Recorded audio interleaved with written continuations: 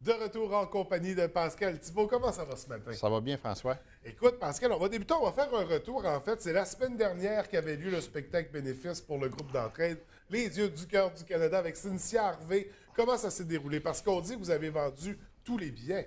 On était très contents. Écoute, c'était quand même, il y a au-delà de 300 personnes qui ont passé à la porte. Wow! Et puis, ça a été vraiment formidable là, comme spectacle. D'ailleurs, tu es là pour le confirmer. Oui, j'étais présent. J'étais présent. C'était vraiment riche en émotions, riche en couleurs.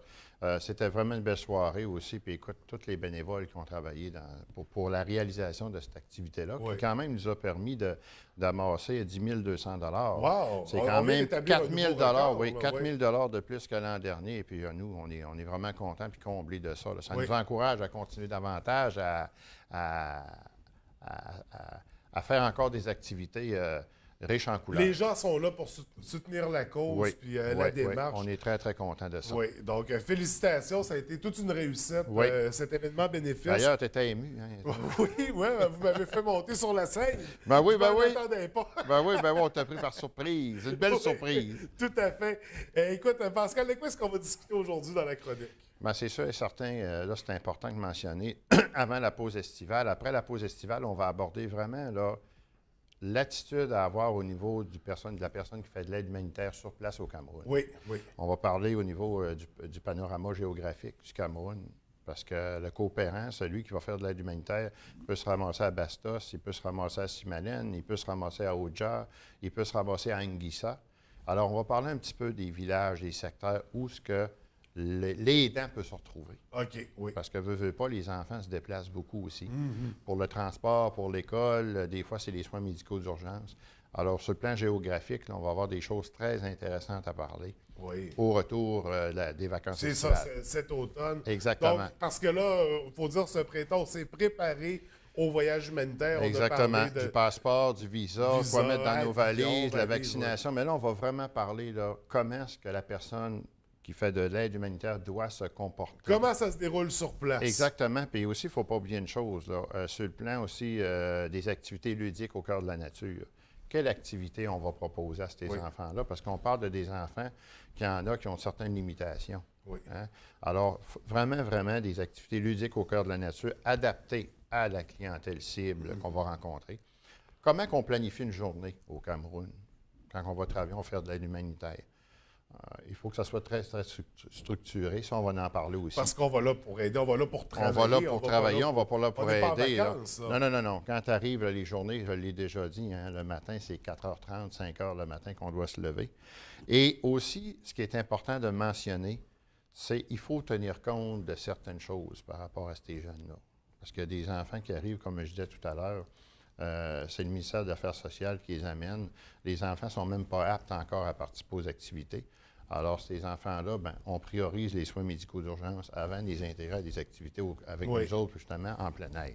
Oui. Ça, c'est important et ça, on va l'aborder aussi. C'est très, très important. Et également, on va parler du système d'éducation. Oui. Aussi. Le personnel d'enseignants.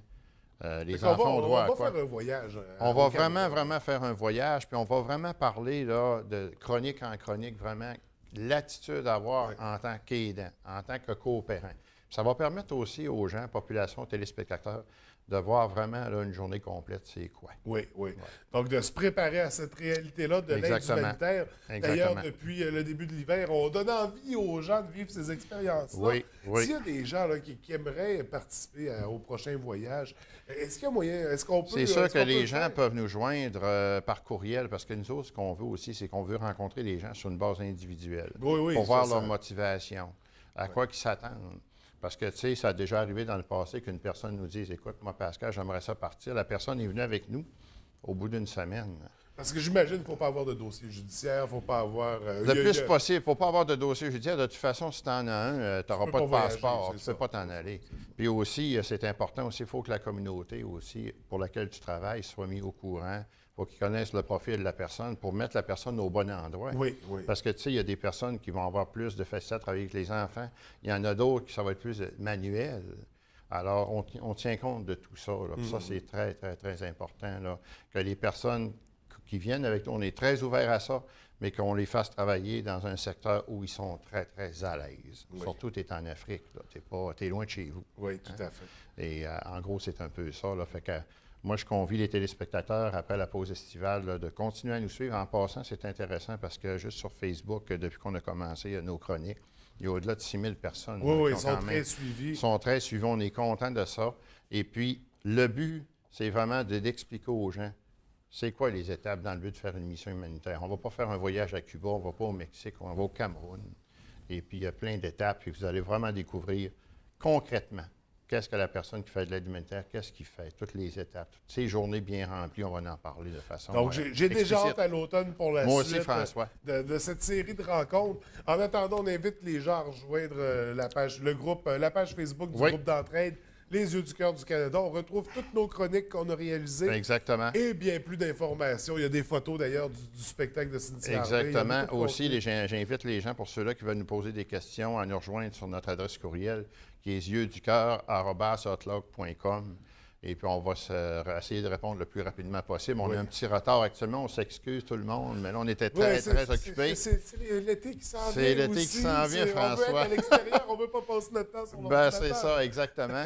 Et puis, en passant, je tiens à remercier tout le monde là, de nous suivre en si grand nombre. Et puis, je te souhaite des belles vacances d'été, François. Merci. Écoute, Pascal, ça a été de superbes rencontres. Je te remercie pour ton implication. Et puis on se retrouve en septembre prochain. Oui. Donc, merci beaucoup. Bel été à tous aussi. Merci, François. Bye-bye.